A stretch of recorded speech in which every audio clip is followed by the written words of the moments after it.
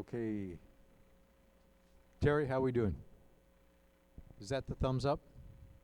All right. So I'm going to take my mask off.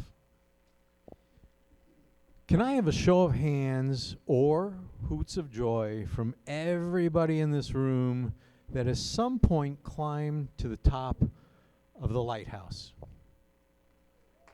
There we go. Hoots of joy, huh? That's what I'm talking about. Everybody in this room and all those that could not be here are all here for one reason. We all love Fond du Lac, and we especially love Lakeside Park. My sincere hope is that tonight we all check our suspicions of intentions at the door, and we proceed with this one fact.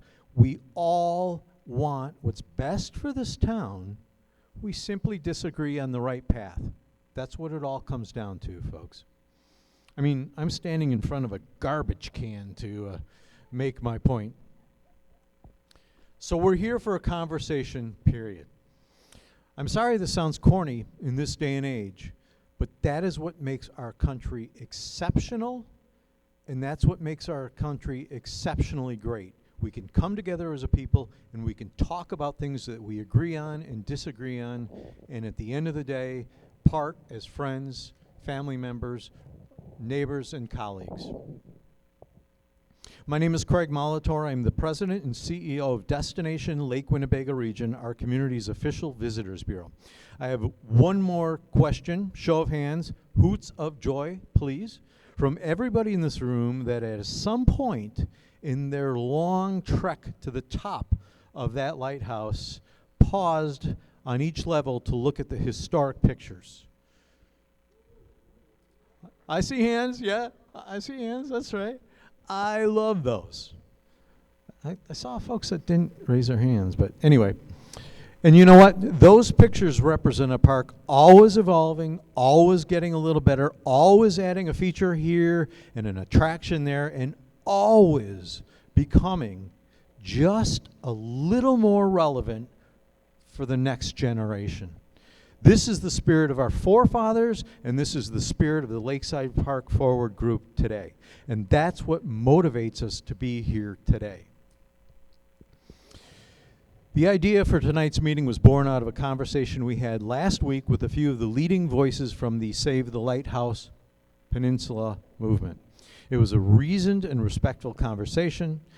We displayed the program we're about to display this evening. And all at the table agreed at that moment that that was the type of presentation that everybody in this community deserved to see, because there are so many questions, understandably and respectfully so. Yes, this is a last-minute gathering, but I believe the folks who we spoke with last week, some of them who are in the room tonight, know that our aim is to be transparent. We literally have nothing to hide. If there is a doubt about our motivation, I would ask those that were at the meeting last week, at some point to tonight, stand up and verify and validate what I'm saying. We did invite that group to take a couple of seats on the rostrum this evening in the name of equal and fair representation. They respectfully declined, and hats off to them. We pass no judgment, but we want you all to know that we made this available to folks from both sides of the flip sides of the coin. I also want to acknowledge that there's been miscues and mistakes and presentations on both sides. I think we need to acknowledge that, and we need to move on. Hell, I've been a leading advocate in this initiative for nearly a decade, and I'm a so-called marketing professional. If you are looking for a guy to blame for the messaging mistakes, look no further than me. You are more than welcome, by the way, my sincere apologies, you are more than welcome to send me an email and I will forward them to my boss. Mistakes have been made, and honestly, my sincere apologies for anything that was misstated. When I first came to town 11 years ago, my organization, which was then known as the Fond du Lac Area Convention and Visitors Bureau, working in cooperation with the Wisconsin Department of Tourism and two very talented marketing firms, spent 18 months to develop what we now refer to as the Come On In brand. You folks may see signs throughout the town. The anchor of that brand is tied to our proximity to the mighty Lake Winnebago. I'm also an original member of the group called Lakeside Park Exploratory Committee. This group of everyday citizens such as myself that comprise the Lakeside Park Exploratory Committee came together for many months throughout the winter and spring of 2015 and presented a 100-page document of our findings that summer.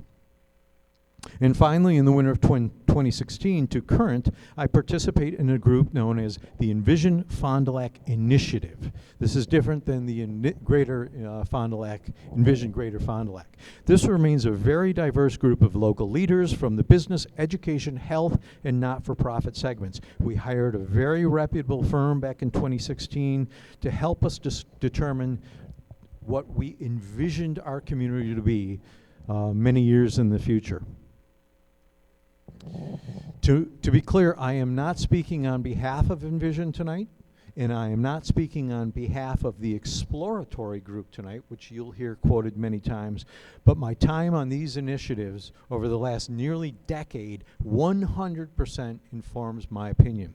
Combined, these separate initiatives span 9 years working for the betterment of our community.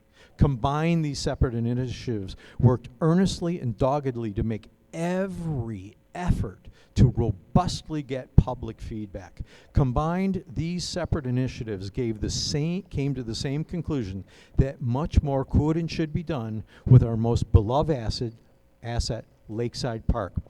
One of my fondest memories of the time with Lakeside Park, and I see one of my fellow Lakeside Park alumni here in the front row, was when that committee came to this realization that Lakeside Park is the residents' doorway to that beautiful lake. It's how we touch the water. It's how we see the water. It's how we experience what a beautiful asset it is. Conversely, that park is a doorway into Fond du Lac for boaters, snowmobilers, and others in our region, but not from Fond du Lac. Are we here to say we want folks from Oshkosh to motor into our beautiful community and maybe walk down to A&W or Salty's? Yes, we're saying that explicitly. We are saying that. We would like folks from our neighboring communities to come spend some of their money here like we do now in their communities. Today, I am blessed to be part of a group known as Lakeside Forward. The sole purpose of this group is to promote this awesome moment in time where we have the final opportunity to create a public-private partnership that would be the envy of any community out there, and to embrace the current master plan, which we're about to see in just a few seconds. Folks, here's a part that I want to be extremely explicit about. Is the current master plan an explicit application of the Lakeside Park Exploratory Committee wishes? No. That would, I think, legally, ethically, and morally be impossible to do. The Lakeside Park Exploratory group was a gathering of lay people that were thinking blue sky and had ideas that we would like to somehow see come to fruition. But I give you my word that while it's not the explicit application of the Lakeside Park Exploratory Committee, it follows the spirit not only of the Lakeside Park Exploratory Committee 100-page document, the Envision plan, and the foundational elements of the 18-month branding initiative that my organization and the Department of Tourism funded to the extent of $80,000. It is the spirit of all of this information. The goal of the Lakeside Forward Group is to work to take advantage of the $5.2 million gift from the private sector, by the way, who also often give to groups like United Way, ARC, Thelma, you name the not-for-profit group, and it is funded to an amazing extent by these very, very generous people.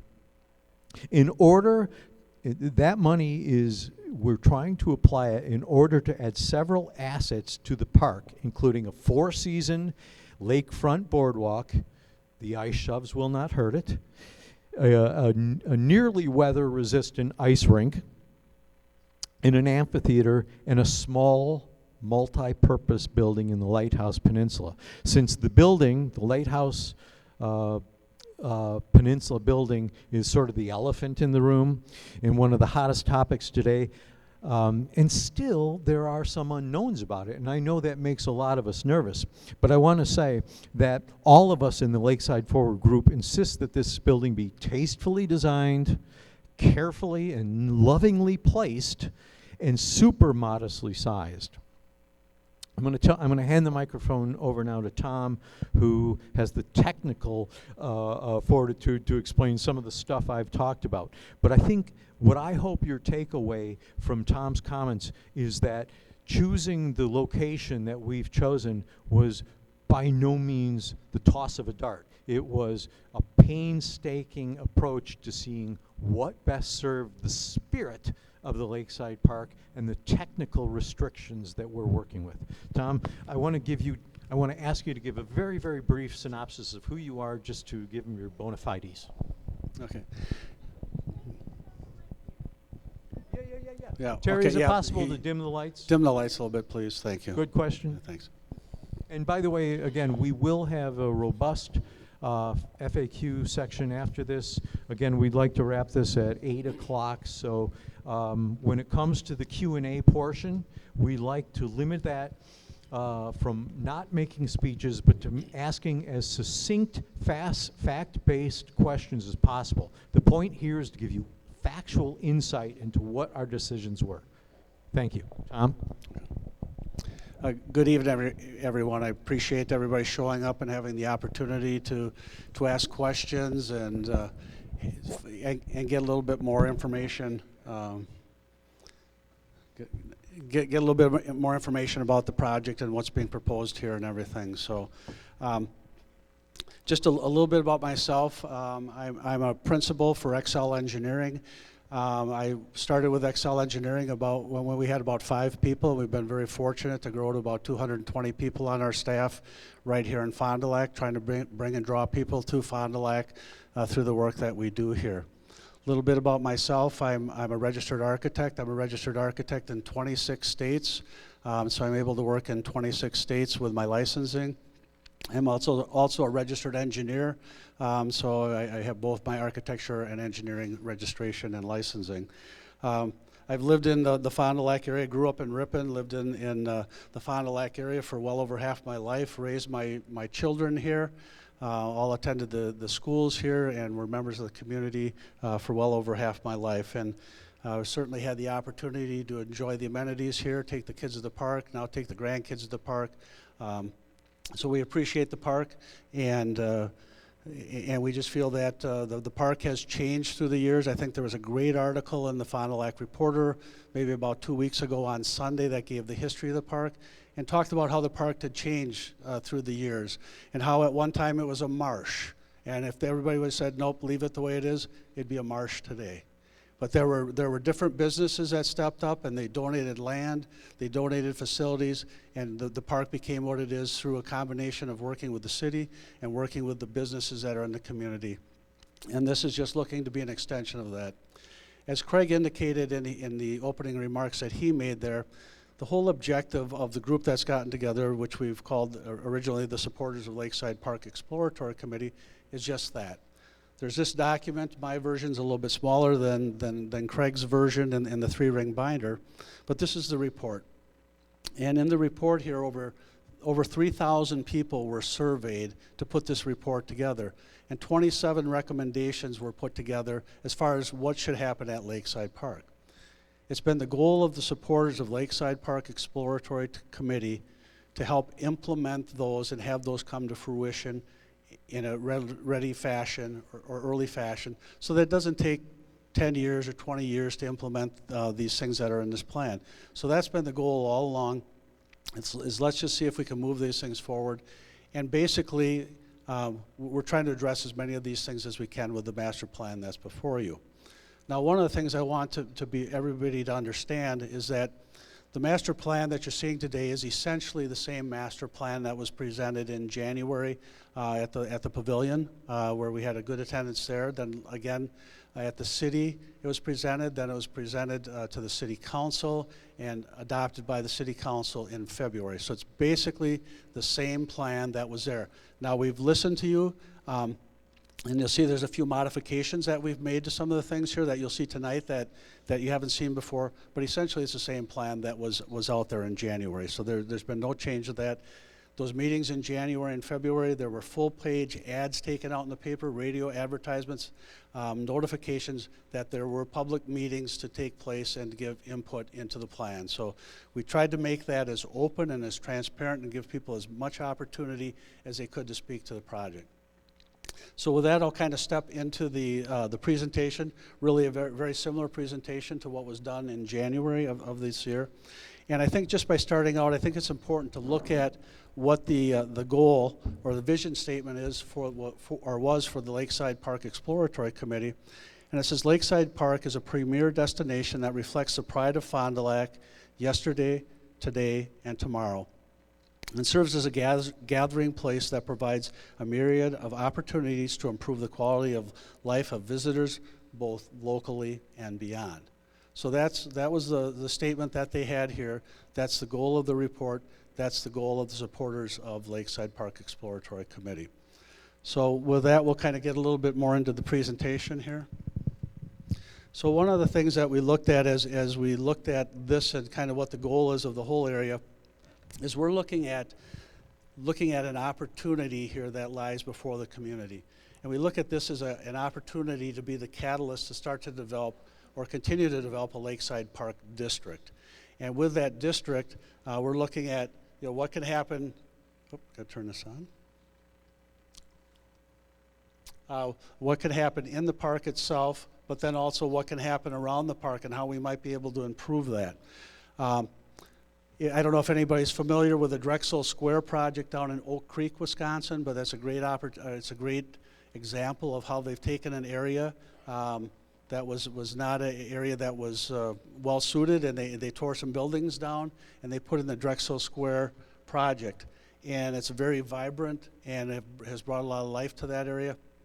And we're looking at the possibility of, can we develop a Lakeside Park district along here, starting to develop a district along Scott Street, starting to develop a district on North Main Street, and really trying to enhance that part of the community with some development that could take place in those areas. And I think the supporters of the Lakeside Park Exploratory Committee really are looking at that as that's the investment that they want to make in development. They're making a donation for investment in development and economic stimulus in this part of the city.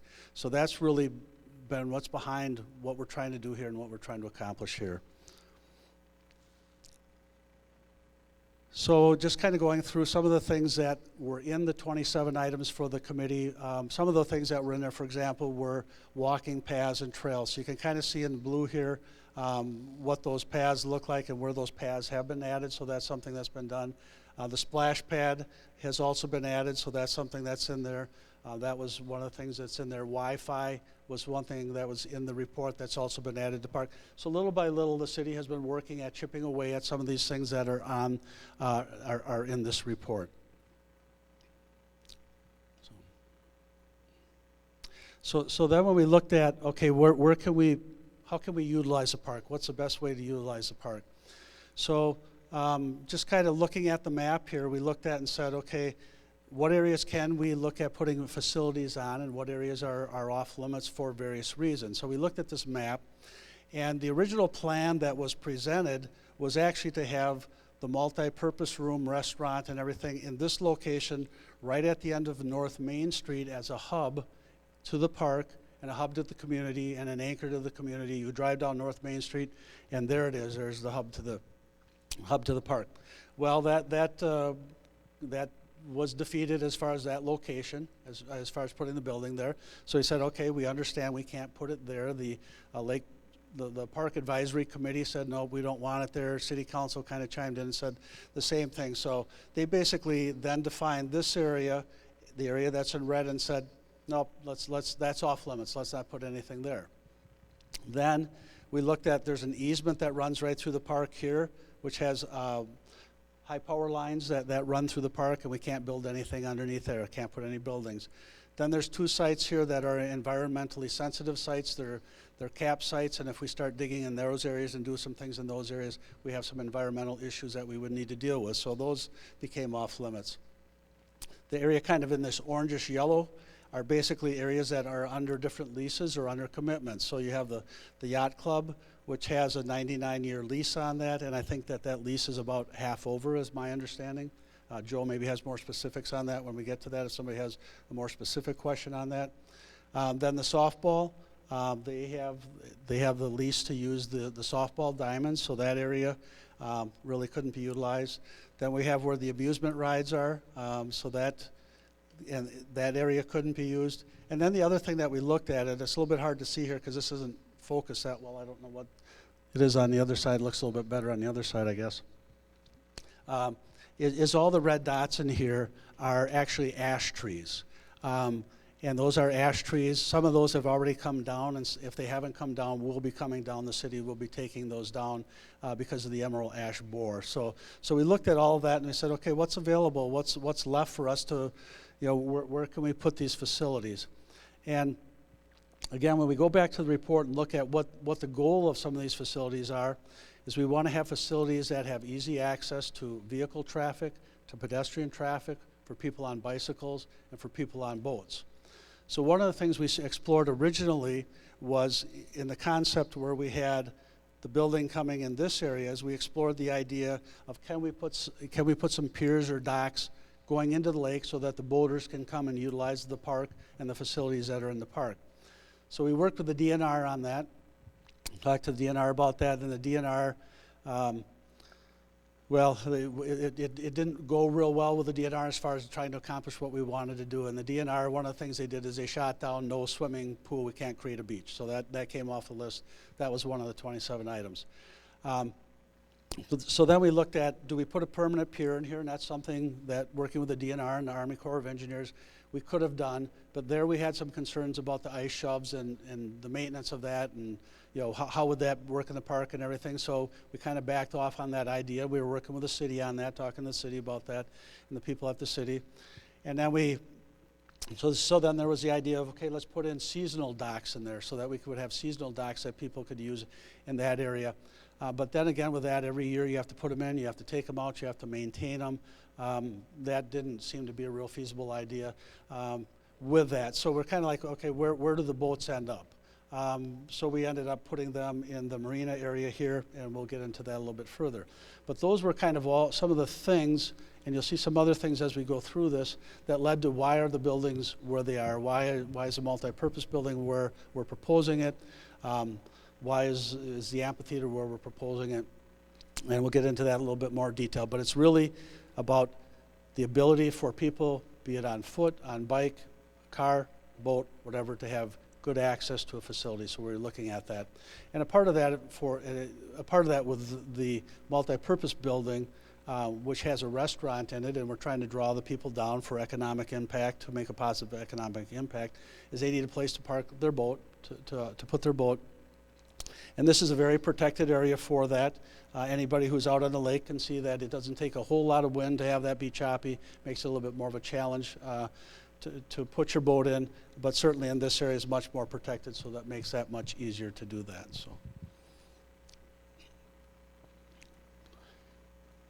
So then what we looked at is what can we do to add the amenities at the pavilion. So with the pavilion, we looked at putting a small addition on the east side and then a canopy on the south side of the building here, so that you can see that has a very small impact to the site. The other thing that's very interesting about that is that there is The pavilion as it sits now is not in a floodplain, and a very small area around it is not in the floodplain. It's just up high enough to be out of the floodplain. But with the proposed building that was a tear down and rebuild, that would have extended into the floodplain, so there would have been some issues to deal with the floodplain as a part of that. But this has a very small impact on the park. So when you look at what's being done there, first of all, we're trying to be very environmentally sensitive with this building, that we're not taking this building, tearing it down, filling it up a landfill with the building that there. We're trying to use it. It's got good bones. It's got good structure. Just needs a little bit of updating and a few more amenities added to it. So anybody who's familiar with that, which I assume most people here are, is that there's the two areas that you can rent out, the east half and the west half. The disadvantage currently with the way it is utilizing the east half is that if you need to use restroom facilities or kitchen facilities, you need to walk through the west half to get to the current kitchens that are up here and over here to use the restrooms. So we wanted to address that. We have a small kitchen area and a toilet room that's being added onto the east end of the building, so then this can serve as its own entity and not have to go into the other part of the building. Then there'll be upgrades in here, upgrades in the toilet rooms, upgrades in the current kitchen area, and then a covered area out here by the concession window, so that people can get their concessions and not have to worry about the weather so much, and then there'll be room for picnic tables underneath that concession area. So you can see we've architecturally tried to very much minimize the impact of it. I think when it's all said and done, if you were to look at it and ask somebody what changed on it, it would be hard to notice that there's a whole lot of change going on with it. Trying to respect the architecture, the stone, the building, the materials, everything that's there. So that's the upgrade for about $1.2 to $1.3 million versus a tear down and replacement at about $3.2 or $3.3 million. So with this, there's a patio area outside here so that the people can enjoy the patio and the lake area that's out here. This is a shot of it from on the south side, so you can see the covered canopy area that's over here. Looking at it from underneath the canopy. Then kind of refreshing the finishes inside the building and updating it. New lighting, new systems, upgrade the HVAC systems, the heating, ventilating, air conditioning systems, electrical systems, and all the finishes in the building. So then when we looked at the site and we started looking at utilization of the site, we started looking at what we're doing here on an island and the possibility of putting an amphitheater here. So we looked at that, expanded the parking a little bit in the area here compared to what's there now, looked at existing buildings, the existing pavilions that are out there, and shelters, and relocating those. So you see those being relocated in different areas, so we're not losing any of those shelter spaces that are there. And then looked at the amphitheater in this location. So with that, we're also extending the boardwalk across the north side here. We're adding a bridge across here so that we have access across to the site. So there will be 4 access points of an island. And then for any concerts or anything like that where there's admission charge for that, you can control that at these 4 points. So anybody entering the island would be controlled from those 4 points. In addition to that, this would also be the area where we would have the ice rink. And the idea with that now is we've gone through different ideas. Originally, we were planning to have a true ice rink with actual ice on there. But as we researched that and studied that a little bit more, we found a product which is a synthetic ice. It's used up in a park up in Green Bay. Saves a lot of costs with the operation of it, for the cooling of it, keeping the ice in there and everything. So we're looking at using a synthetic ice, which is a panel system that they would put down probably in early November, but then you'd be able to skate all the way until maybe March or April with that, using that synthetic ice. So the idea with that is that would be in this location, kind of where that rectangle is shown. Then we're adding public toilet facilities in the buildings that are out there. Concession stands would be a part of these, and then also a warming room or a place where you could change and put your ice skates on. So that's kind of what the support buildings are for the amphitheater site. The idea with the amphitheater, and again, this is actually in a floodplain. This island is actually in a floodplain. So this would be, we would actually kind of dish that out and create, so we have sloped grass and lawn area. build a berm around it so that we're kind of flood-proofing the area inside of that, and all the buildings inside of there would be designed to be flood-proof so that we can do that. So we can work with what's required there. So that's accomplished by doing some grading and building up some berms and everything. So then we have some images. This would be an image just, again, this is just an idea of what this could look like. And I know there's been conversation socially and that kind of thing as far as, you know, the buildings and what they look like, and they're white and their boxes and everything like that. Basically what we have right now is placeholders, and we have them approximate size and location where they'll go. This would be further developed if approval is given to move on further. We have budgets associated with these buildings based upon the approximate size, amenities, and everything that's involved with them based upon history of what these types of buildings cost, and that's been how the budgets have been developed for this. So the budgets for this are in the range of about $10.5 to $11 million to do this project, of which the donors basically are funding half of the project with that.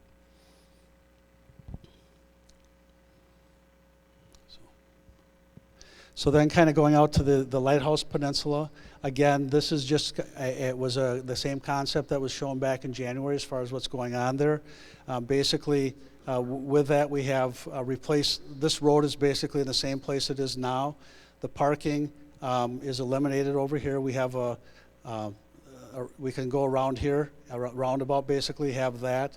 The lighthouse still stays where it's at. We have handicap parking right here, and actually in the newer renderings you'll see that that's actually been accommodated a little bit better than it was in this.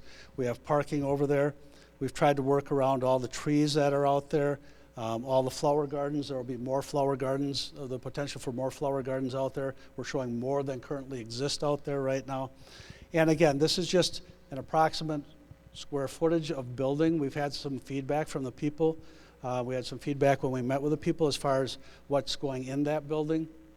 So in that building is going to be a small restaurant.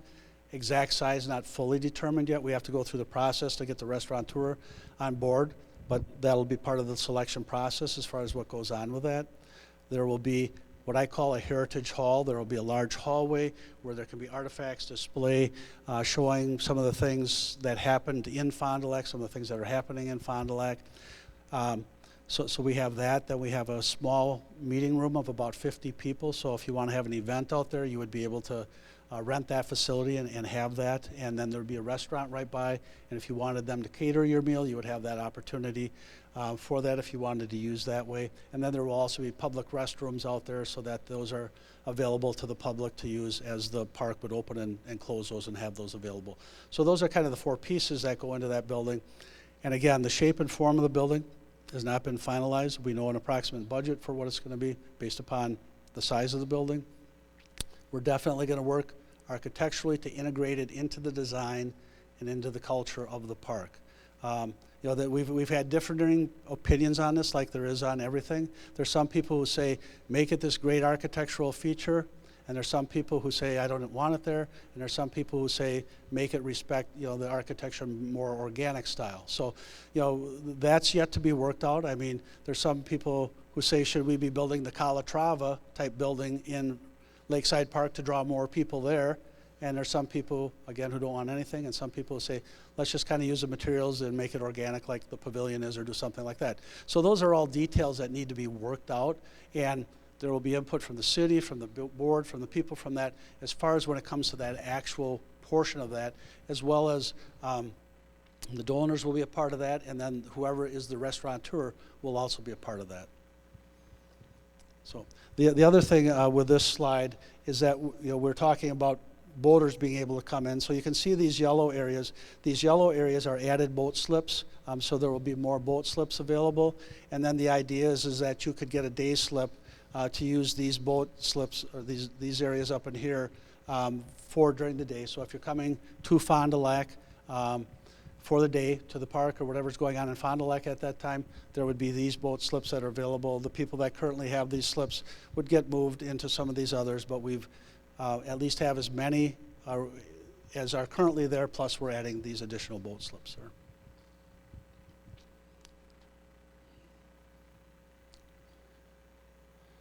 So again, this is was just the original rendering, or again, a placeholder so to speak, of what the multi-purpose building may look like at the time that it's done. You see the impact of it. It's a two-story building. The idea would be something that you have a restaurant on the main level that probably has a second floor and a deck, so that anybody who's utilizing the restaurant could be up on the deck overlooking the lake, taking advantage of the views and everything that are there, and really creating a very nice setting for the restaurant. And you can see from here, you know, there were things out there about, well, the lighthouse is disappearing. No, it's not. It's still there.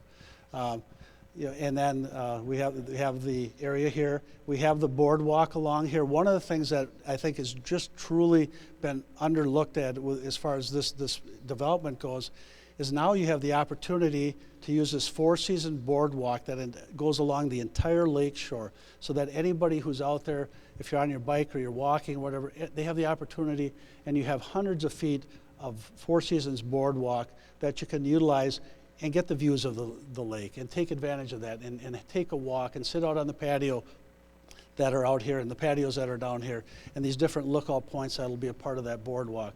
So that, I think that's been a part that's been overlooked on this. It's just, it gives everybody that opportunity. If there's somebody who's disabled and there's handicap parking right in this area, you literally can walk from your parking stall, and actually the new plan is a little bit better than this, right out of the boardwalk, and you have handicap accessibility up and down that whole boardwalk.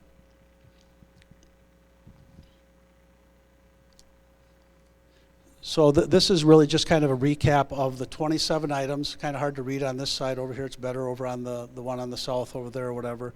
And basically showing that all of the 27 items, except for the gray items, will be addressed either through what the city has done or what was being proposed here. So there's a few things in here like the public beach. I said we can't do that.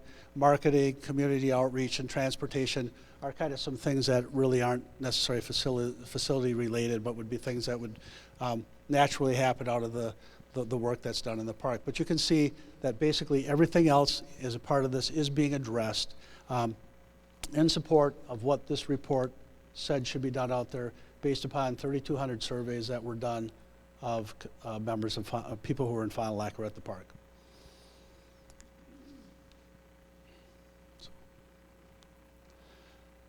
So this is kind of new. This is new to you. So when you say, you know, is there anything new? Yes, there's something new.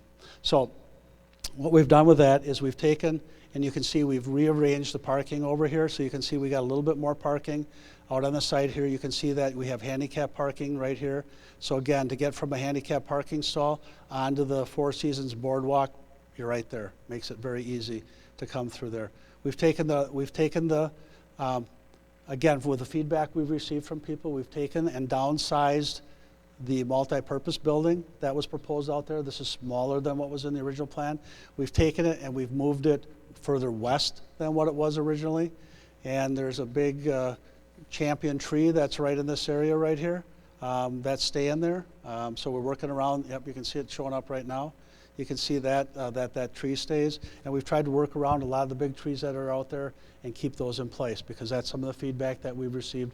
We're listening, we're trying to work together on this, make this be a win-win for everybody here. So here you can see it in scale. You know, people are saying it's going to dwarf the lighthouse, you're not going to be able to see the lighthouse, so on and so forth. You can see in scale it's much shorter than what the lighthouse is. It doesn't block the view of the lighthouse. Here's the marina. You know, there were comments about, well, you can't see, this is going to block the view from the people in the marina of the lake and everything. Well, these are all the trees that are there right now. They do a pretty good job of blocking the view from your boat of the lake right now, so that really hasn't changed a whole lot.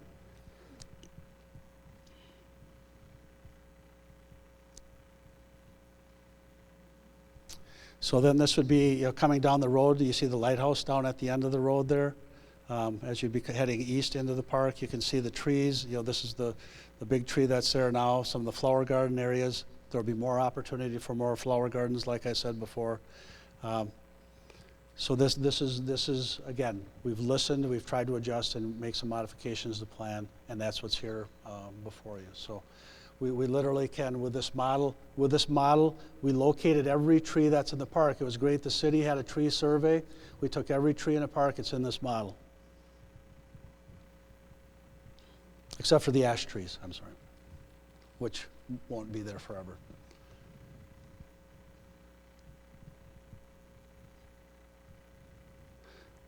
So that just kind of puts it in perspective and gives it scale so that people understand that portion of it. So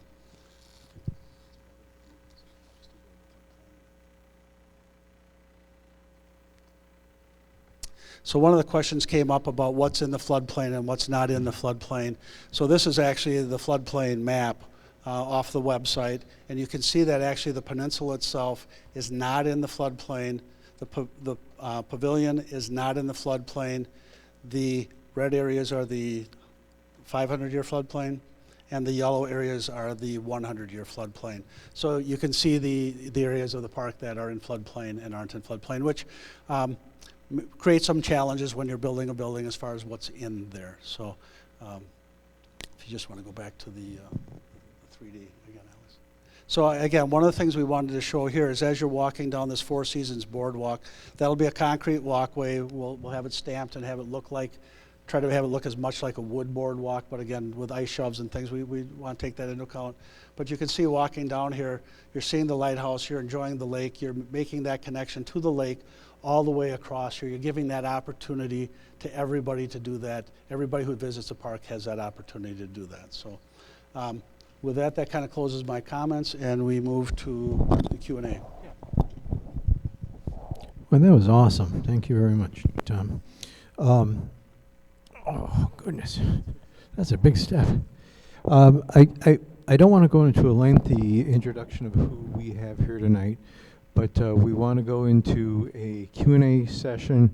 We have Sadie, who's from Envision Greater Fond du Lac, which is our community's Chamber of Commerce.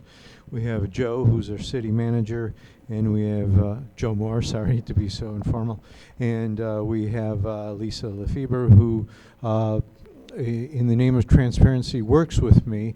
I've asked Lisa to be neutral on this topic, but she's also a local historian, and if there are questions about history in the park, I think she's as well versed on anybody in the topic. And again, I've asked her to be extremely neutral on her responses. How far out can I go on this? Oh, I get a wireless. Huh. Wireless. Okay. There's a few folks in the group that may have mobility issues. I see a raised hand.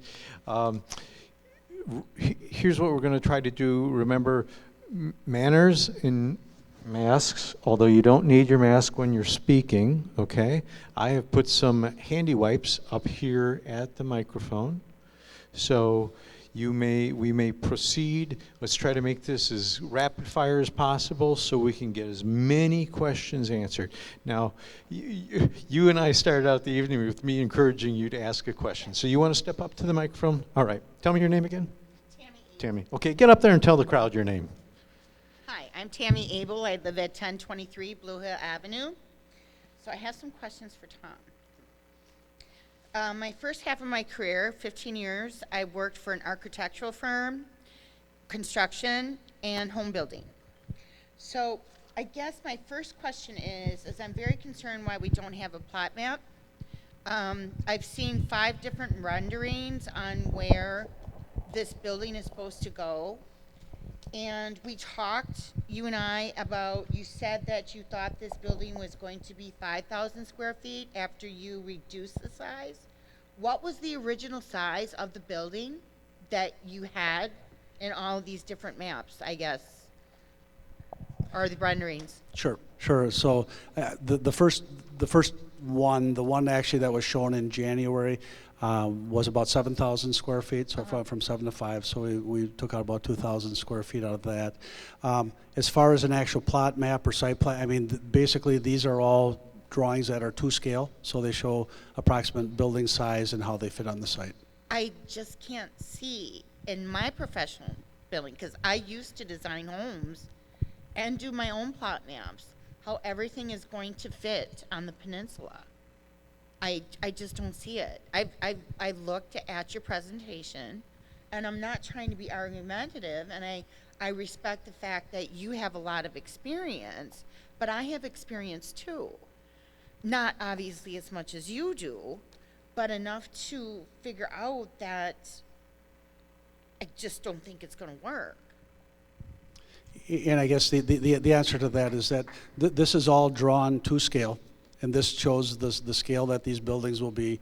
And as you can see from the drawings that are here, it fits. So I'm not per se looking at the rest.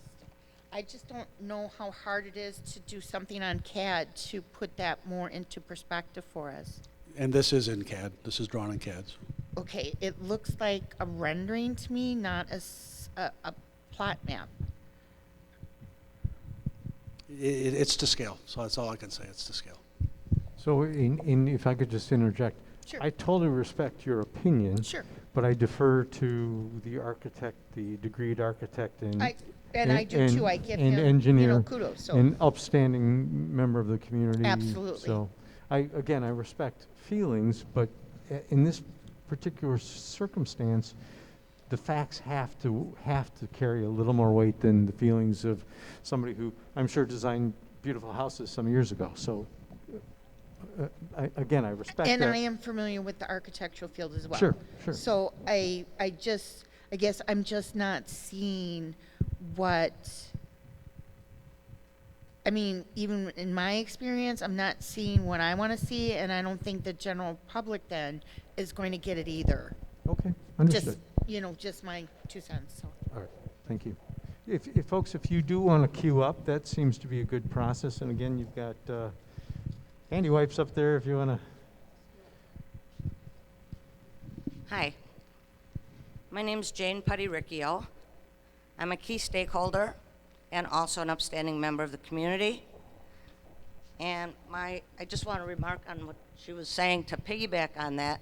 I can't wait to get back out to the park because to me tonight and the renderings that I've seen on the websites and the other 3 or 4 times I've seen this presentation, that peninsula seems to grow every week. It's like 10 miles long. I can't wait to get out there and see how long it is tonight. So, my first question is, I'm sorry you worked so painstakingly scouring the park to find a place to put this for-profit, privately owned building squeezed on the Lighthouse Peninsula, the most iconic and treasured part of the park. Given the fact that Mr. Davis and Mr. Schermerhorn, and I only mention them because they are huge supporters of this for-profit, privately owned restaurant, and were the only non-city employees who reviewed and scored the proposals for the feasibility study, which is ultimately going to determine whether or not this building can be put on the Lighthouse Peninsula. Oh, you were on, but you're a supporter of this. Yeah. So 3 people on that 7-panel thing to pick the firm who's going to determine the feasibility of this are all supporters and or investors. Now, So is my there a question to you, Is there a it's my Okay. question to you, and given the fact that many of the investor companies put their employees in an untenable position yesterday by asking them to go onto their website to show their support for this building, a website the Johnson Group, the consultants, will be using to determine overall support for the project, how do you address the perception that the results of the feasibility study will be tainted, will be suspect, thus will be impugning the integrity of the entire project, almost guaranteeing its ultimate failure in the marketplace? I guess I just disagree with the premise of your question.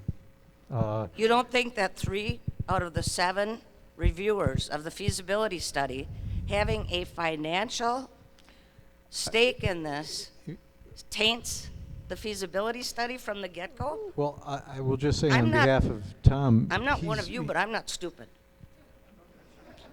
Okay. So you disagree with the premise? Okay. Tom, How I'll- about Mr. Schermerhorn or I'll- Mr. Moore? I'll turn it over, Tom. I know Great. that Tom's given countless hours of his own time, so if you're looking. Nobody asked him to. If you're looking for somebody who's secretly getting profit here, I don't know Nobody what you asked. want. We are not grateful for a gift horse we didn't ask for. All right, well said. Thank you for your comments. Tom, do you want to follow up on that? Sure. Just when it came to the selection of the company that's doing the feasibility study, I just want to give you a little background on that. There were, I want to say, 11 or 12 proposals that were received for that. They were all shared with the people who were asked. I was asked to be on that committee. Right, that's my I problem. didn't step up and say I wanted to be. I was asked to be on it. But in your professional integrity, should you not have excuse me. recused It's yourself? my turn to speak. Let him answer the question, please. Okay, can I answer the question? Sure. Okay. So I was asked to be on the committee, as was Terry. So we were asked to be on there. So I volunteered and I said I would do that. I reviewed the 11 proposals, spent a lot of time on it. We privately, without any discussion with anybody else on the committee, scored them individually based upon the criteria that the city provided to us to judge those. Then our scores were put into a spreadsheet and without any discussion. So we all came together and they filled out the score sheets, put them in, totaled them up, and that the top person was picked. Then in a separate envelope, the proposals were received that had what their fees were for it, and to see if that changed anything. And it didn't change it. And I would say everybody but one person had the firm that was selected as the number one, and one person had him as number two, and that's who was selected. And it was all done independently without any discussion with anybody else on the board. All right, thank you for clarifying that, because probably most of the people here don't know the process. I do know what the process was, and I do know that these 11 proposals, these 11 firms identified themselves in the proposals that you reviewed, and I think that anybody in your professional standing and reputation should have, and your position on this, and the potential opportunity you have to financially profit in a huge way from this, that you should have recused. You shouldn't have been asked to be on it to begin with. That was mistake number one. Mistake number two was you not recusing yourself professionally from this. Because I believe in the world, you know very well who Johnson Group is. Ma'am, you've made your point, and Thank I you. appreciate it. If we could move on to the next in group. Thank you so much for your I have opinion. more questions if we run out. All right. We look forward to this. I just want to address one thing and set the record straight on something that was said here, because what she indicated is not correct. And what she said is that we will profit from this, and the donors of this and the supporters of this will not get 1 cent out of this project. And as a matter of fact, we have donated, XL Engineering has donated all of our time so far, and in addition, we've donated an additional $50,000 to the rehab of the Pavilion project. So we're not getting any money out of this, we're donating money.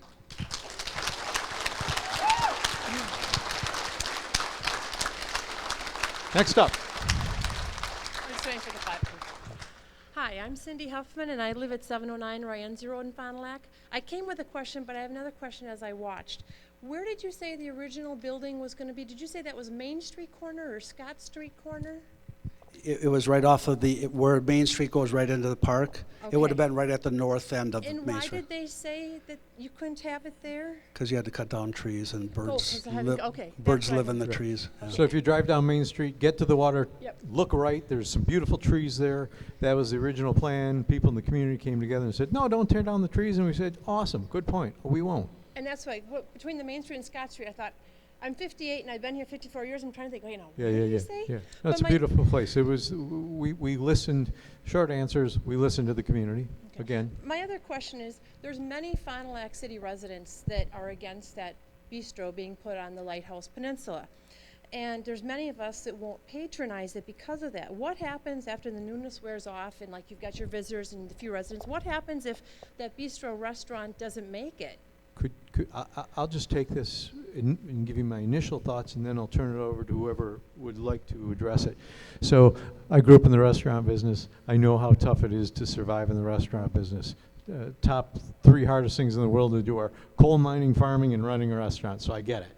Now, there is an extremely robust process to verify who amongst the interested parties will take on this project, okay?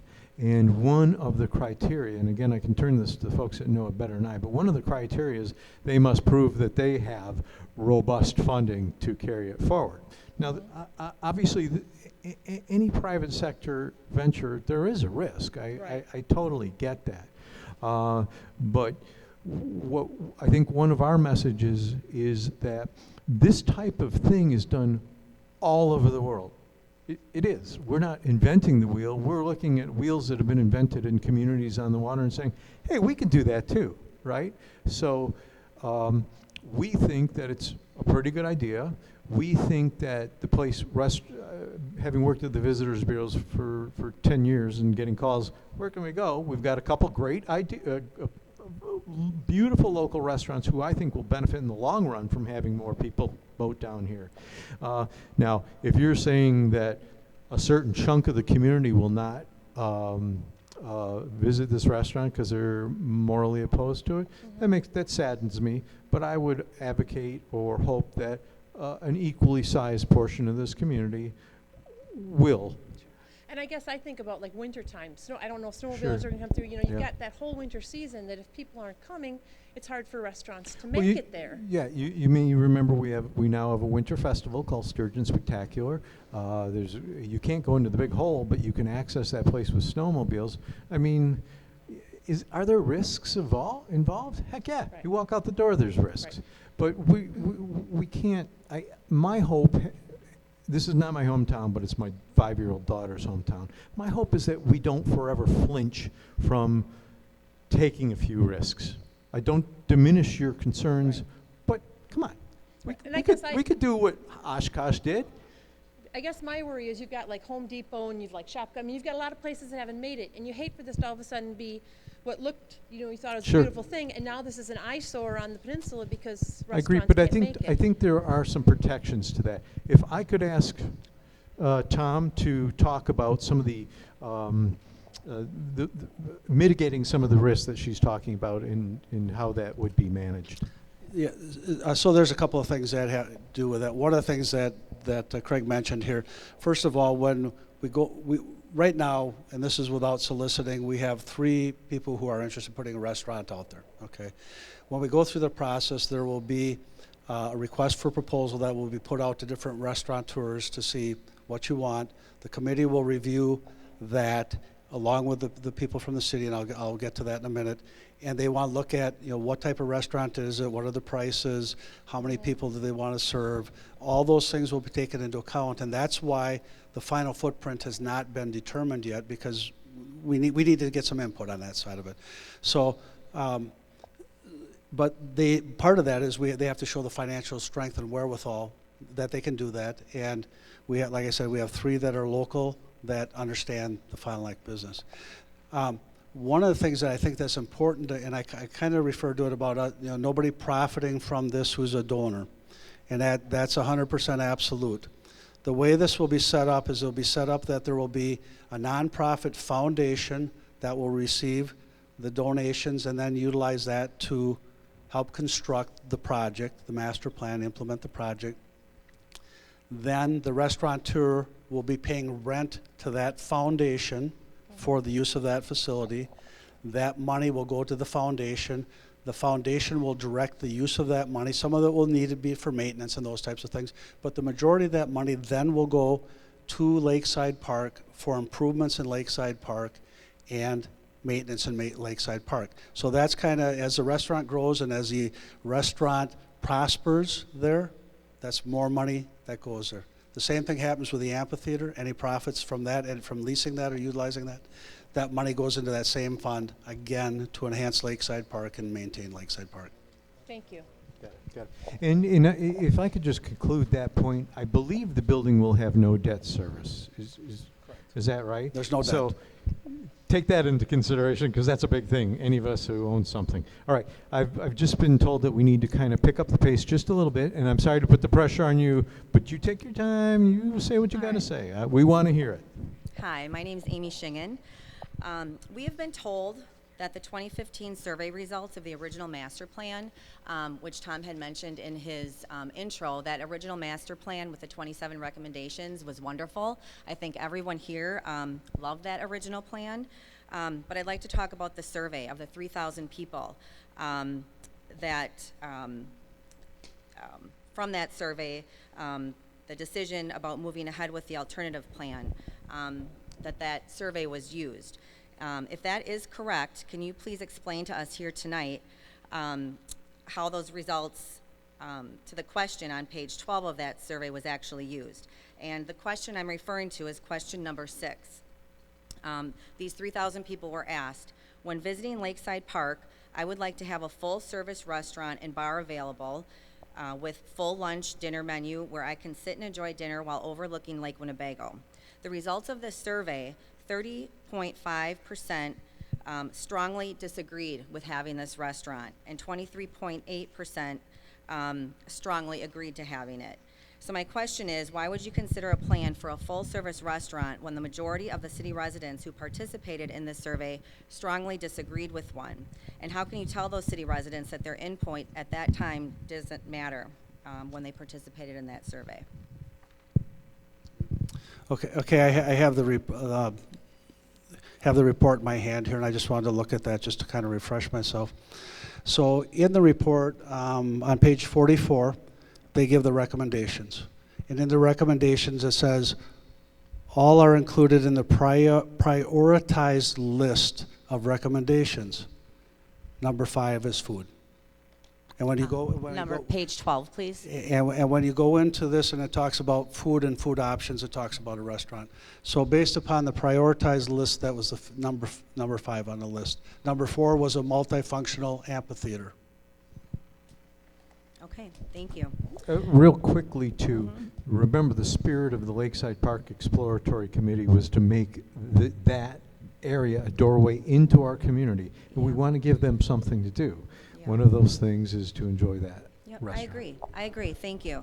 My next question, could you please explain why a visiting boater cannot dock their boat in the big hole if more slips are added and then walk through our beautiful city-owned park to another location, such as the existing pavilion, for a bite to eat? I'll turn this to Tom. Amy, I can take that. The answer to your question is they could. All right. Wonderful. That's great news. I look forward to that. And this leads up to my next question, because I've been paying for a boat slip, on D-Dock for almost 20 years, and D-Dock is along the peninsula. I'm just curious, am I going to be able to stay there? Or when this proposed building hopefully does not go through, am I going to be told I have to give it up to a visiting boater, or maybe somebody else who now feels that my slip is going to be in a more desirable location? I don't know. Right now we've got 232 slips out there. We'll have that many at least if this plan is finished. Now, whether or not your dock is affected and whether or not you would have to relocate, I don't know. I think what Tom's shown you on that rendering is more aspirational than it is specific, because we'll have to figure out how we're going to install those docks in the marina. So I can't tell you if you'd have to move. Chances are you might. There's a possibility. It's been a really close-knit family for the past 20 years, so I would hope that, I hope it doesn't happen. I mean, I'm not opposed to adding more docks. I think it's a great idea, but I don't think it's right to ask the residents who have been paying for that slip for a number of years, most of them, to move. I don't see there's anything wrong with asking visitors to go to these new docks, and if they have to walk a little bit, after you're on your boat for a while, it's nice to get up and move. So Sure. That's my suggestion. Thank you. Mm-hmm. Hello. Hello. My name is Patricia Reese. I live on Ellis Street, about 10 blocks from where the drive-by shooting shot up a block last night, about 8 in the other direction for where the convicted sex offender and felon pulled a gun on someone else. So my question, those are just the 2 most recent examples of crime in my area. My question is, how are you possibly going to stretch our already overworked police force far enough to handle an amphitheater where the people in the amphitheater are even going to park? We don't know, with those calls and complaints they'll be getting. A building on the peninsula, boaters coming in to park, that's not going to bring you more businesses. It's not going to bring you more families. Taking care of the crime and the urban blight in this city is what's going to make things better. And I'd love to hear your answer, Mr. Moore. You and I have had previous email discussions about this, and yet nothing changes. I actually wondered if those drive-by shooters were just trying to, like, kill all the dead TVs and couches on the terraces over there. Thank you for your question. Joe? Yeah, I don't think our police department will have any difficulty in supporting any changes to the park. And I'm not concerned about the parking in the park for the amphitheater, because the community has shown that it can handle Walleye Weekend when we have tens of thousands of people on site out there. So I am concerned, though, about what we experienced last night, no doubt about it. But I don't think that concern and what we can do with the Lakeside Park are necessarily in opposition to one another. Agreed. Thank you. Yes, sir. My name is Larry Lewis. I've lived here since 1954. I grew up 2 blocks away from the park by the A&W. I've seen a lot of changes to the park. None so drastic as in the last 10 years. This park was supposed to be for the masses and left as it is in its natural state. Seeing as the person who donated all the park land has died, the city of Fond du Lac decided not to honor that agreement anymore. Now I'd like to ask a couple of questions, make a couple of statements. Would the committee consider cleaning up the lakefront before they start any projects? Quite truthfully, it looks like hell. Now, I visit Oshkosh. Pipe Village has a wonderful Cal Harbor. Sheboygan is a showcase of the state. Fond du Lac Lakeshore looks like trash. And it has for several years now, and nothing has been done about it. Floodplain, every time the sea comes in off the lake, the whole park floods. The park cannot even open the most central set of restrooms, the ones at the concession stand. They remain closed. They say, go all the way around to Deneview Creek or go all the way to the park board if you have to use a restroom. I'd like to see those restrooms open. Now, as far as the committee is concerned, like I said, would you consider cleaning up the lakefront before starting any projects? I go up there once a week with my daughter, and we pick up trash. Nothing has been done. I walk that park every day. I'm there 7 days a week. Do you pick up trash too with me? Please? Do you pick up trash once a week? Yes, I do. Okay, then When let's I keep see it up and something, let's ask more people to I put it do in the that. trash. I do. I'm not talking about that. I'm talking about the lakefront. It looks like hell. The dead driftwood is out of hand. There is trash coming in. The water would have to be filtered much like they did the dredging. Tom has made a good point. I'd like him to mention that. Okay. So one of the goals of this would be to improve and maintain the park and do the enhancements to it. And as I talked about before, when we rent out these facilities, when we rent out the restaurant, when we rent out the amphitheater, there will be money generated that will go into and back into the park. So that creates a revenue source to help maintain the park, to address some of the things you're talking about, that takes away from the tax burden for the residents. Okay, 2 more times, then I'll see my time. What are we going to do about the homeless people that are living in the park? Oh, nobody wants to talk about that. Craig, I'll take I that. see Okay, the sorry, same Joe. ones every night. Yeah, in the city of Fond du Lac, we have at any given time about 24 homeless. We generally know where they are, although they're transient and move around the city, sometimes outside the city. We deal with them every day, and we are getting them help every day. Yes, I know. They're being transported by the park vehicles. I think that should stop. That's going overboard. And finally, my last question, and it's not rhetorical, and it's not meant spitefully. Well, two things.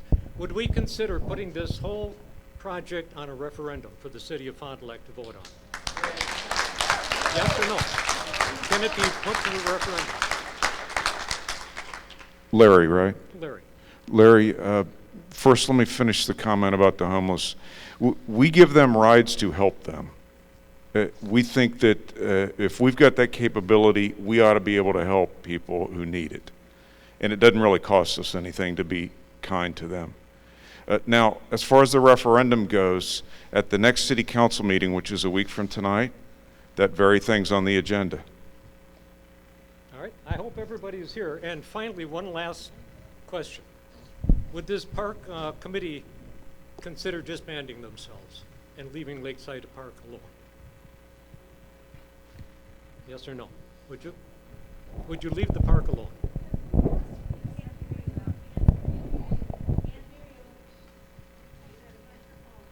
I guess the microphones are broken on that. I just asked if the park advisory board would consider disbanding and leaving Lakeside Park as it is to be enjoyed by I would hope not. No? I would hope not. I disagree. I disagree with That's all I have to say. Thank you Okay, for your thank time. you. Have a good evening. Next up, yes, sir. Thanks for your patience. Hi, my name is Patrick Mullen. I'm a resident of the city. I see we're getting short on time, so I'll keep this quick. One of the aspects of this plan is they say we need it for economic development, that this is going to bring lots of people and lots of money into the town. But at the same time, we had our downtown exploratory committee,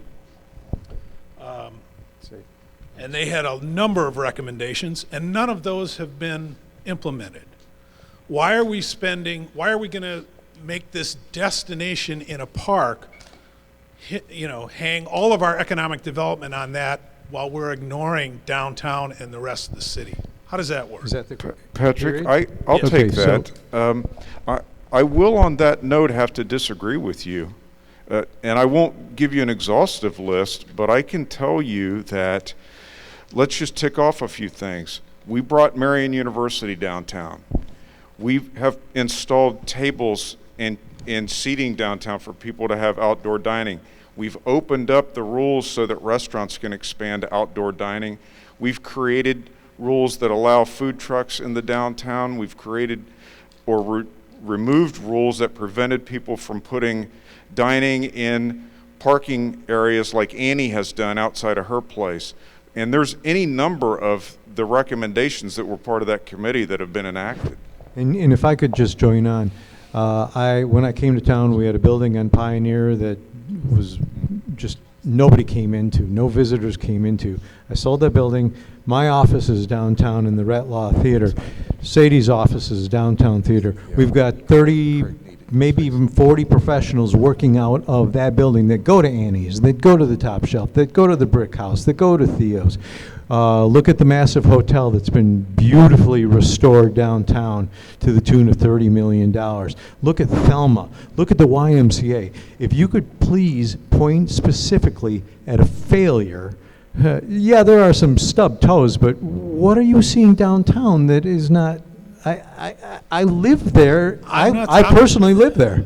I am not saying that downtown is terrible, but I've been here for 20 years. But you're using it as a counter argument to why we can't do. Hang on. And it has not improved, and it has not generated the level of investment, the level of public interest that this project has. And why are we spending all this time and energy on this while we're ignoring the rest of our city. I'll tell you what, if it weren't for some of the investors that are involved in this product, the YMCA would be out in the middle of the field where only certain privileged people could get to it. It's downtown now where it's accessible by everybody. And- If some and of the, that- and let me that's great. finish, I let you finish.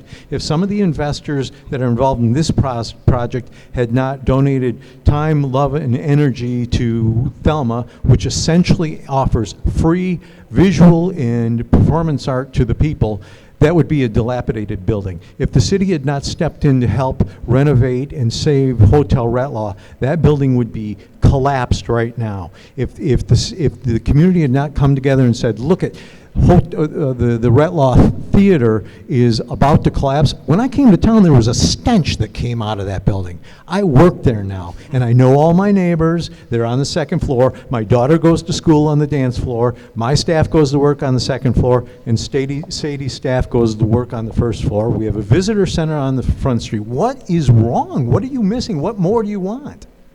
What I'm saying is, if all of that work that you've done has not revitalized our economy, how is putting a restaurant Where in do a you park suggest? Show me gonna that do it's it? not. Show me that it's not revitalized economy. COVID aside. COVID aside. COVID aside. I'm not talking about COVID. Give me some metrics that prove your point. I don't get it. I don't. Nobody goes to downtown.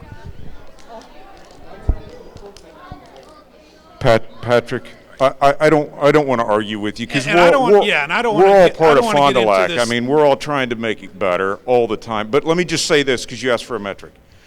So in 2014, if you added up all the value of the property in the city of Fond du Lac, $2.5 billion.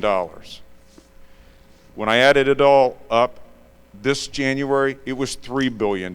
That's legitimate increase and improvement in wealth. That's not made up. That's legitimate.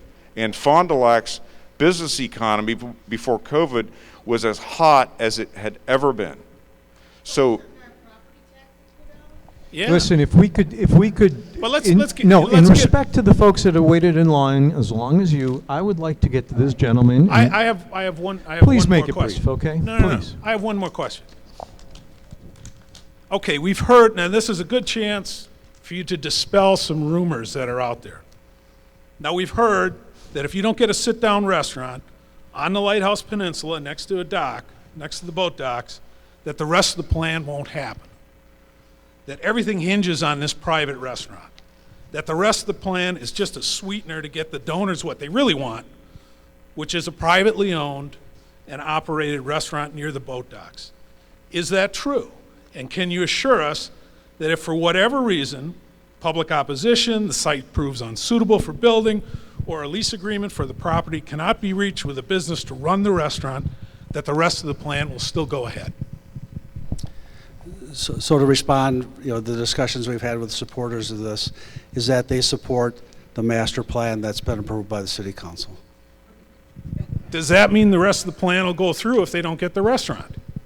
That'll be up to each of the individual donors. All right, thank you. But I will say this about the donors. The donors in November and December stepped up with $4 to $5 million. Through this whole economic hard time and everything, they're still at the table with that $4 to $5 million. Even if the restaurant goes away? They're supportive of the master plan as approved by the city council.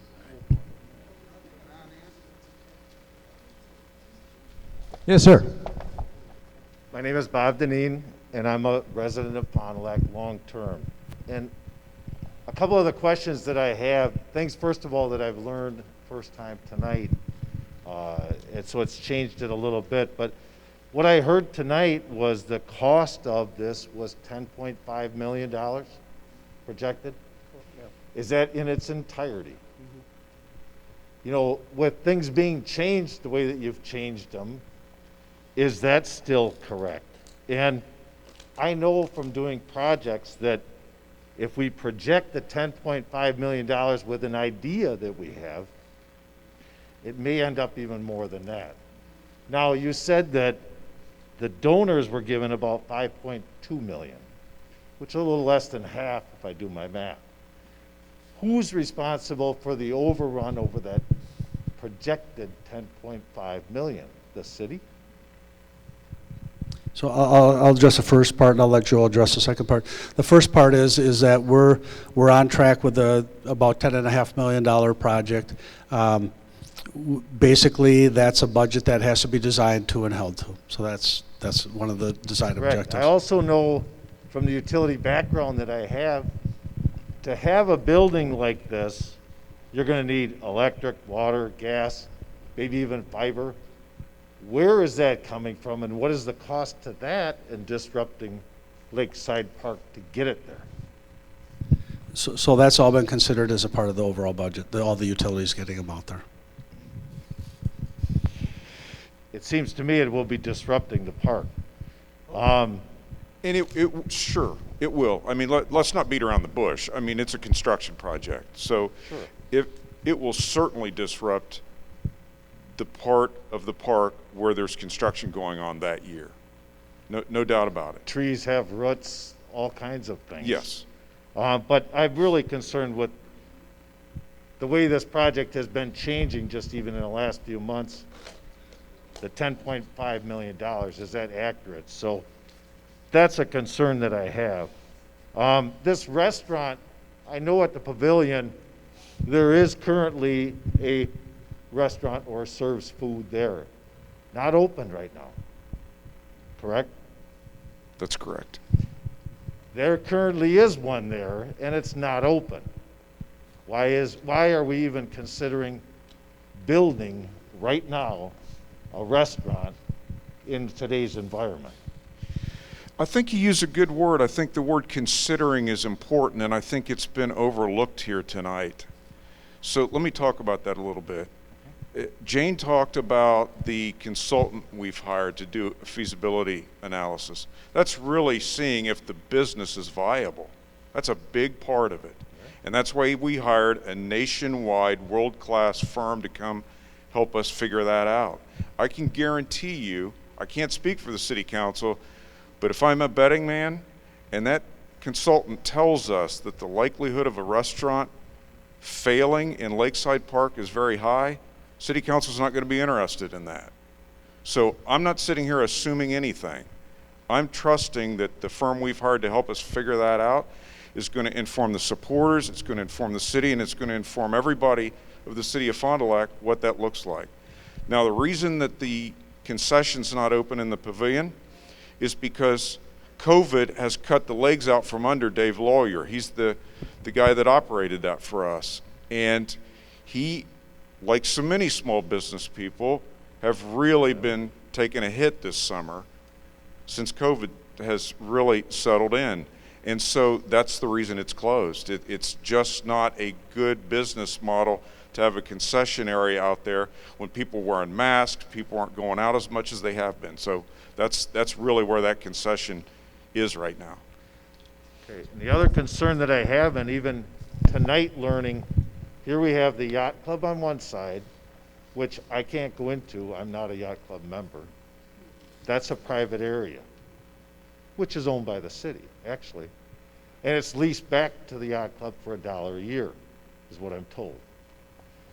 Now we're going to take another section, because I learned tonight, too, that that whole baseball diamond area is protected because it has leases or something with them. I wasn't even aware of that.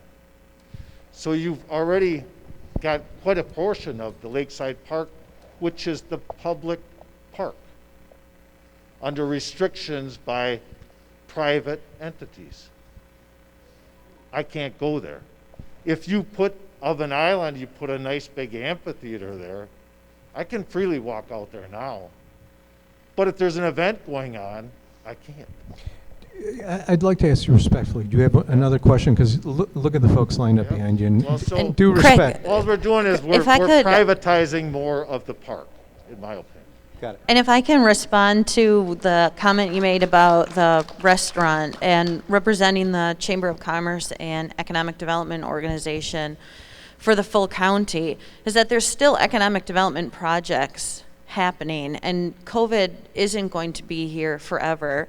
And we still do need to support new restaurants and new businesses and bring new opportunities. We can't stop what we're doing right now. And I think in the next couple of weeks, you'll see some new restaurants and taverns open in Fond du Lac. So progress is still happening, and we can support, we do have the economic data, we can support another restaurant and another facility. We want to be a welcoming community to new businesses. Thank you, Sadie. Joe, do you have more on that, or? Okay, let's go. Next up. Hi, I'm Pat Hankey. Been a longtime resident for 44 years. Grew up Great. in Fond du Lac, in North Fond du Lac. My question is, you talked about people boating and coming to Salties and stuff. I bike through the park. I see no advertising about these restaurants inside the park. So if you're inside the park and you're new, do you know there's restaurants, a bowling alley, places to eat? Where's that advertising money coming from? People from, I mean, you don't see it on the lake. You can't.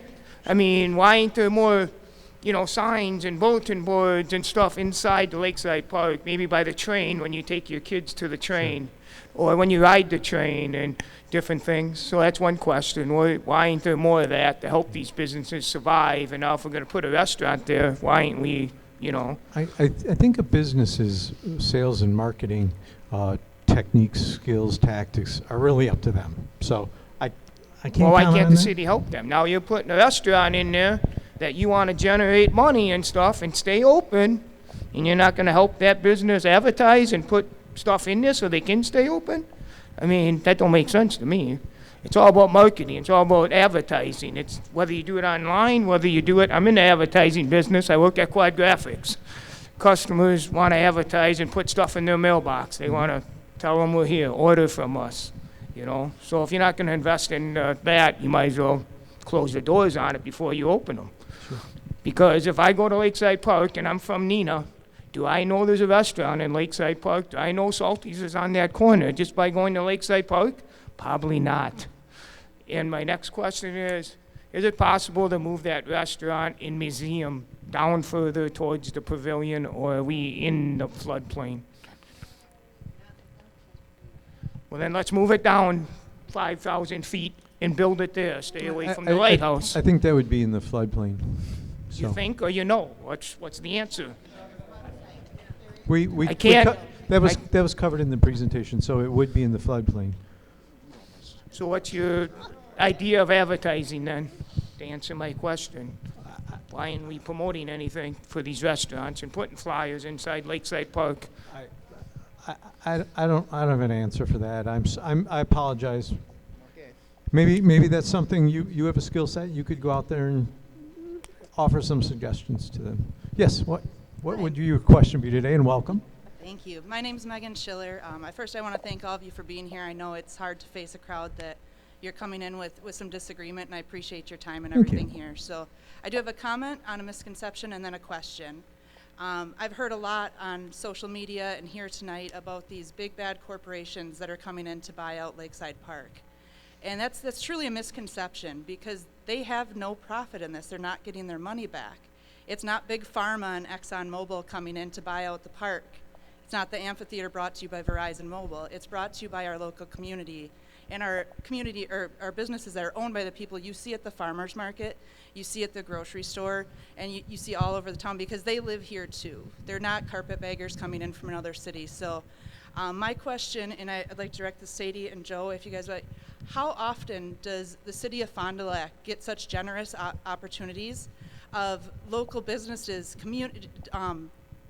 in putting their money into this community to develop it to the tune of millions of dollars with no hope of getting that money back? How often does that happen? It happens, not that amount, but there are a number of people in the city of Fond du Lac who do give gifts. I'll give you an example. Just a few weeks ago, Tom Gross, he owns Gross Plumbing on Main Street. He heard that we wanted to build a trail walk out in Lakeside Park West. He gave us, without asking, $50,000 to do that. He didn't ask for anything. What's been offered, and I should mention his wife Terry too. What's been offered in this case is the same kind of generosity, but much bigger numbers. Thank you, Sadie. Anything to add? I'm new to this position, but not new to Fond du Lac, and Joe certainly would know the history, but to piggyback off of that is a lot of these same businesses are the ones who write the big checks to United Way, who built a beautiful art center in our downtown, Thelma Sadoff Center for the Arts. And these are the same businesses who pay a lot of property taxes, which fix a lot of roads in the county and a lot of infrastructure. These are the same businesses who support Envision Greater Fond du Lac and want to see an investment in our future. These are the same businesses who their employees live, work, and play here, and then come back and invest and volunteer at the local food pantries and walk in the same parks that all of you walk in. And so when I think what is lost is, like you said, the big bad corporations. These are our neighbors as well. These are taxpayers. These are property owners. And they believe in Fond du Lac. They believe in you. They hire you. They hire your families. They hire your children. They want to see your children succeed. So to give them a little more grace, they want to see this community succeed more than anybody, because their own businesses and livelihoods depend on this community being successful. Well said, Sadie. Well said. Next up, sir. Good evening. Good evening. My name's Rich Norenberg. I'm a mental health practitioner in the community. And first, is that better? Can you hear me? You're a tall guy. Yeah. So my concern, being a mental health practitioner in the community, serving people, is that I see this as a green space. And we know that in communities like this, green spaces are really important, especially now. And so my question really comes to this, is how does a restaurant serve the emotional and spiritual and overall wellness needs of the community? That's a beautiful question. I applaud your answer. I will say there is no paucity of green space in this community. My daughter and I go out to Buttermilk Creek Park every day, and it is almost empty. We go to Hamilton Park downtown. It is almost empty. We are blessed with parks in this community. I agree. My question is, what does a restaurant do to serve? Well, I think it does address a quality of life issue for residents, and I don't think that's bad. I'm not going to flinch from the fact that I enjoy going to restaurants. That affects my quality of life. And having grown up in the service industry, I know that some of the folks on the lowest rungs of the socioeconomic ladder work in the service industry. And a paycheck is a darn good thing. For financial health, true. Yeah. Absolutely. Yeah. So I don't think they're mutually exclusive ideas, especially in a community. Joe mentioned this walking trail in Lakeside Park West. It's gorgeous. It's gorgeous. Indeed. And there's still I think our net loss of green space is 3% with this project. I love your point. It's a solid point, and I respect it entirely, but I don't think the community's mental health and quality of life are mutually exclusive ideas. Very good. Thank you for the work you're doing. Thank you. Thanks for letting me come up here. Hey, thanks for the work you do. All right. Next up. Yes, sir. Okay. Before you talk, can I see a show of hands of how many more questions we have in line here? Okay, so we have 5 minutes. If we could bring this in for a graceful landing in that 5 minutes. My name is Greg Conan. I live on 11th Street. I've been born and raised here all my life. You guys forgot the punchline on the joke here. Somebody donates $5.1 million. Fine and dandy. You told me it's going to be 11.1 before everything gets done. Where's the other $6 million coming from? The back of the taxpayer again in this town? I want to know. Okay, can we answer that? Are you ready? Go ahead. All right. By the way, I did not say that. Tom, do you want to, Tom or Joe? I'll take that. I think when it's all said and done, it's a partnership. The city, meaning all of you that are property taxpayers and me too, will pay for what is not donated. That's fine and dandy. If that was the case, why did you only survey 3,000 people instead of the 40,000 that live in this town? I can tell you why it was done the way it was done. Those folks that were working for us as part of that committee, they were volunteers. They were the ones who went out and did those surveys. I thought Nobody came by me, and I've been retired for 5 years. I think those folks did a great job, so I'm not going to criticize them. They worked for us for a year for free and did phenomenal work. So I thought that was good work that they gave us and pretty indicative of what people wanted in their park. Now, we didn't obviously talk to everybody, no doubt about it. Obviously. But when they did that they did it 5 years ago. They did that in 2015. I thought they did a really good job. I'm proud of what they did. I don't think so. That's my statement. All right, thank you, sir. We appreciate your opinion. Have a nice evening. Next up, we've got two more. Welcome to the microphone.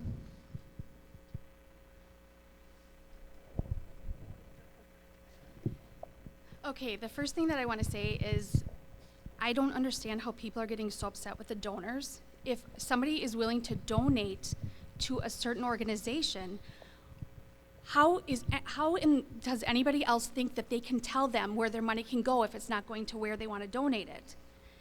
So I think that it's a generous gift, and like if you vote, like say if you donate to a charity, you know, how would you feel if somebody came back and said, look, we're not going to donate your money to this charity that you wanted, but we're going to donate it over here? So that's what I don't understand, and I know a lot of people are upset about that. Secondly, I think that people are forgetting that there is support for the revisions of, or the, update of the park. I feel like the people that are against it feel like the entire community is, because we are not as outspoken, but we're not as outspoken is because we agree with the project. And I feel like as far as like bringing in people that, I can tell I've raised 3 kids here. Well, my youngest is 13, oldest is 21. And like my husband and I have been married for 21 years, and when we're raising our children, there's not a whole lot for them to do. We literally looked forward to every weekend, like if there's gonna be something at the expo center, or you take your kids to the park to go play and you take them on the rides, but you're bringing in more things for people to do as a family, not just each individual person. And I think that's what a lot of people are looking for, because there really isn't anything like that for people to do as far as a family is concerned. And one more thing is that I know that people think that the donors are going to be profiting off of this, and there has been a lot of people saying that it's not going to be that way. It's not going to be that way, and I truly believe it's not going to be that way, because I don't know what you would have to gain. But the fact of the matter is you're not gaining anything, but people are still going to believe that there is something, behind closed doors that they're not aware of. Everybody's saying there's speculation and there's this and that. But to me, everything has been totally transparent. And I believe that you guys truly do want what's best for the community, and I think that this is really going to help. Well, thank you so much for the comments. We appreciate all of the comments. Last one. I guess this is primarily to our city manager, Joel. Last week, the park board recommended that nothing be done to the pavilion till after the feasibility study came in. And I was wondering how you feel about that.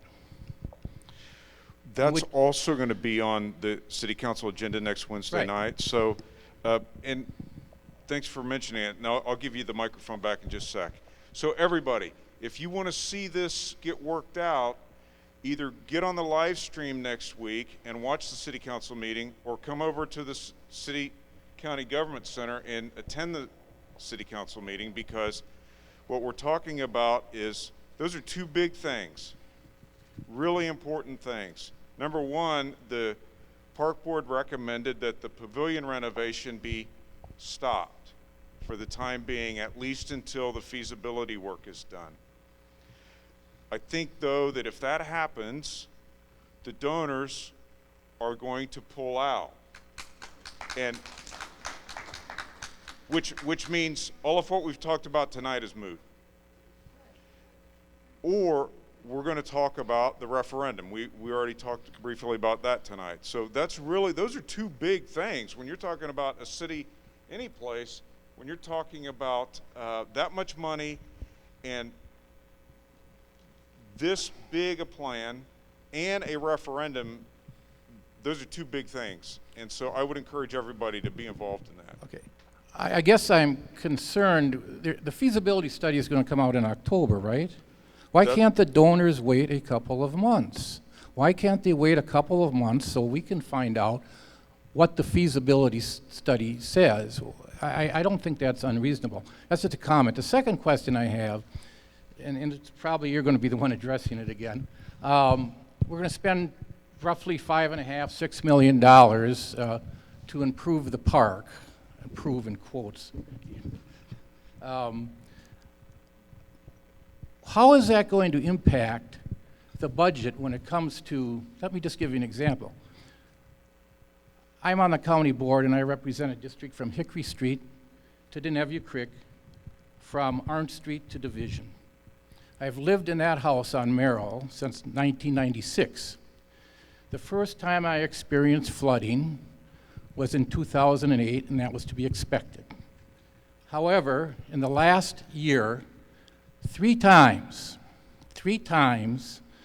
the street has flooded, not to the curb, over the terrace, and in Hoyt Street, which is behind me, when that flood in July, we had the street flooded twice in 1 week. I went over to Hoyt Street. I was calf deep in water. Their flooding went right up to their steps, into their driveway, beyond. I went down to Park Avenue between Hoyt and Division to redirect traffic as the manhole cover is bubbling up, hitting cars. Now my question is, there's a lot of flooding going on in the streets, not just on Merrill, not just on Hoyt, but around the city. Well, taking this $5 million to invest in the park, how is that going to impact the improvements that are needed for the storm sewers in Fond du Lac? It won't. Now, so let's talk about that flooding. I think this is a good time for all of us to talk about this. We've had 2 rains this summer, and I was out there those same nights. One last summer. That are record rains. We had more rainfall in one 1-hour period this summer than has ever been measured in Fond du Lac, ever. Now, it doesn't mean it didn't happen at some time in the past, but it wasn't measured. So I don't know what's changed in the last 2 years, but we've had some just off-the-wall rain events. There's no two ways about it. I think you'd agree with that. It's become a more common occurrence, Joel. Yeah, and folks out at the airport that measure rainfall have commented that in the decades they've been out there, they haven't seen rain like we've seen this summer on a couple of occasions. Okay.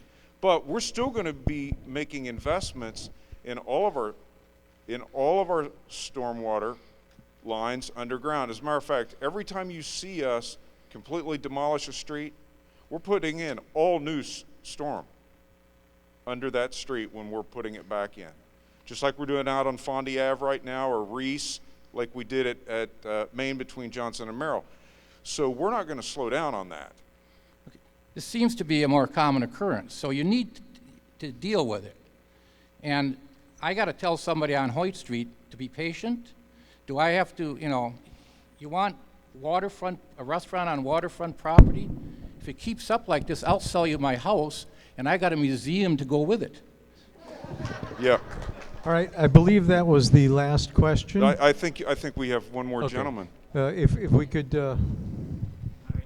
If I could make one comment regarding what the gentleman said, and this is a rhetorical question again, from Envision Greater Fond du Lac standpoint, and something that Craig's group, Destination Lake Winnebago region, when the comment was if the pavilion is stopped and the 5.2 million goes away, and some people here cheered, that's sad. That's sad that you're cheering for companies to not invest in our community. We need to welcome investment. We need to welcome private businesses. When businesses look to Fond du Lac County to move here and they see these conversations, that's sad. I talked to other economic development organizations and chambers of commerce about this project and what's happening in the city of Fond du Lac, and they said, you guys are so lucky to have such a beautiful natural asset to use for your city as an economic development tool, to bring in visitors, to bring in more citizens and future residents. And I agree with that. And I just think that it's sad that people cheer when companies want to invest in a better community, and you're against that. No. My name's Herman Bender. I've been around this city for quite a while too, and like Tom, I have another museum at my house if you need one. It was my original idea, by the way, for a museum, which doesn't seem to be out there anymore. Anyway, I'm going to talk to you as a scientist and a hydrogeologist, which I actually am, and answer one of Joe's questions, something that Tom did. For all of you who grew up here, how many times do you ever remember Fruithfield flooding before 2004? It didn't. It flooded in 2004, flooded 2008. I warned them in the 1990s, before they ever built the aquatic center, they were building in the floodplain. It was blown away.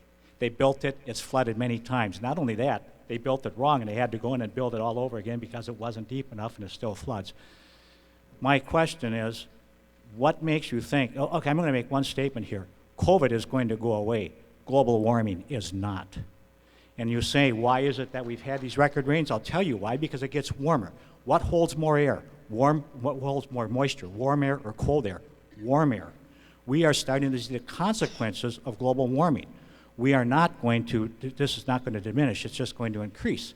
And so my question is, with the flooding, with the amount of pavement that's going on, why do we flood under the highway? Because we paved over acres and acres and acres of land in the industrial park. It's called runoff. That's where it runs. It doesn't permeate into the soil anymore. So I have to ask is, I'm not wild about the amphitheater being on Oven Island. You can have one, but I'm just saying, if it's in a floodplain, and in these days of global warming, increasing rain and increasing floods, is a berm really going to work when we have other issues like, where's the water table there? Well, it's typically going to be at the lake level.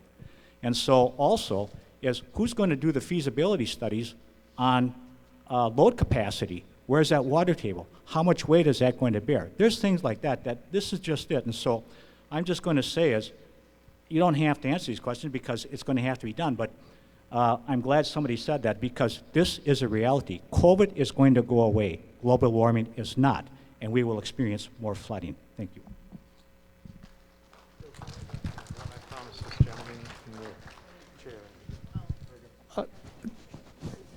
No? Okay, all right, okay. One more? Please make it brief. Thank you.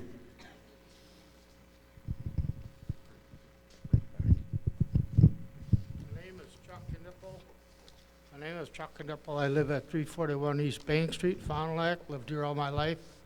Question I have, is any of the DNR personnel here? No, there's nobody from DNR here tonight. Has anybody contacted the DNR about doing soil samples out at the park, or have they been done? Yeah, there have been soil samples done many times over the years, and we will do that as if this moves forward. We'll continue to do that. Because the concern I have, like you said earlier, that was all a marsh at one time. That's all been filled in. Now, like the last gentleman just got up here, global warming is real. It's here. It's going to stay. We're going to get more water. And if that soil can't hold that water, you can see it at the park every time we have a heavy rain, there's huge puddles all over the place. So I don't understand why we'd want a restaurant on that peninsula if that's going to be that close to the lake. And I just can't agree with taking that scenic area just away. That's my comment. I entirely respect your opinion, and I respect your opinion, and I appreciate your making it tonight. Thank you so much, sir. Yeah, I will mention one thing to you about the soils. When you've been out there on Proman Drive that runs from the lighthouse over to Fraser Point, one thing we've noticed over the years is even though that's all on marsh and that ground is freezing and thawing many times during the winter, we're not seeing any buckling in the pavement. So whatever they did to fill in all that way back when, they did a pretty good job of it. Yeah, I agree with that. But eventually it's going to give weight, more weight is put on that soil. Yeah, that's why he gets paid the big bucks, because he and his team can figure out that stuff. But I certainly understand where you're coming from. I'll wrap this up by just saying super, super grateful for everybody being here. Yeah, I'm sorry. Can I ask a question? Oh, yes, sir. Go ahead. My name is Jerry Sobel. I live on Primrose Lane Welcome. in Fond du Lac here. And I'm in a new subdivision, fairly new, and that sucker gets flooded out all the time. So it's not only a problem in your old part of town, it's a problem in the new part of town. My question is, on your original plan, that pavilion and stuff was coming right out on North Main Street would end up where that is. What is the problem with it moving west? Yeah, I'll give a short answer, then I'll toss it over to Tom. The left does look ideal because it's flat and you don't have to do anything, just plop a building up there. But if you go back to one of the ideas behind the Lakeside Park Exploratory Committee is we did want this to be, again, a doorway into our community for others. And that's in the name of economic development. And so there is not really an adequate boat docking infrastructure there. And I will say that infrastructure already exists in what we locals call the Big Hole. So that's my answer to that question. Tom, you may have some more insight into that, but it's really following the spirit of the original Lakeside Park. There's no part where you could dredge it? Go over to the on the Fond du Lac River part? I'm going to turn to Tom on this because I have no idea about dredging. Yeah, so just a couple of things with that. As far as the dredging goes, that would be a process we'd have to go through the Corps of Engineers and the DNR to do the dredging and see what's feasible and not. We did have some initial discussion with them about that. There was some hesitation on their part, some pushback on that, so we don't know the viability of that. The other thing is you know, with the report that was put together, part of that was to have a restaurant, and the idea of putting the restaurant right next to the sewage treatment plant is probably not a very welcoming idea. Well, I'm more or less at amphitheater. Why can't that be moved out there? Well, and you would save that Oven Island, and with all them trees and stuff. Granted, some of them are going to have to come down. Well, one of the right, ideas. but that west of there, you'd only be walking another 500 feet, and that's where Got it. Understood. that's where.